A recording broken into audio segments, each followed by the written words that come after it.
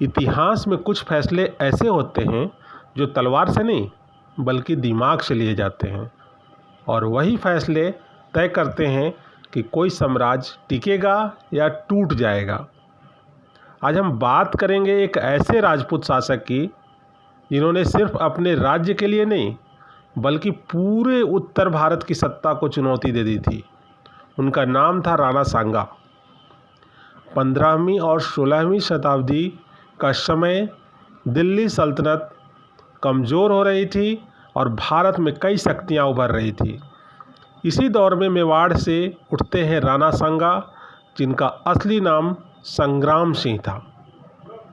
कहा जाता है कि उनके शरीर पर 80 से ज़्यादा घावों के निशान थे। एक आंख जा चुकी थी और एक हाथ भी पूरी तरह से सक्षम नहीं था। लेकिन अगर कुछ पूरी तरह मजबूत था तो वो था उनका हौसला।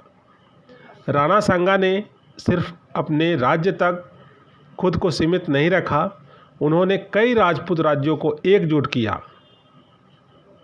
और आपको बताऊं कि राजपूत संघ, उनका लक्ष्य साफ था, दिल्ली की गद्दी पर राजपूतों का अधिकार स्थापित करना।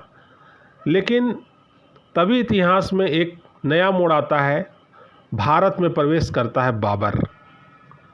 1526 में बाबर ने पहला पानीपत का युद्ध जीतकर इब्राहिम लोदी को हराया और दिल्ली पर कब्जा कर लिया।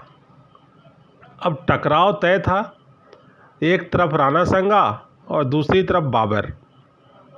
तो फिर आता है अब निर्णायक क्षण 1527 का खानवा का युद्ध। एक तरफ राजपूतों की विशाल सेना, दूसरी तरफ बाबर की संगठित और तकनीकी रूप से उन्नत सेना। शुरुआत में राजपूतों का दबदबा दिखता है, लेकिन धीरे धीरे युद्ध का रुख बदलने लगता है।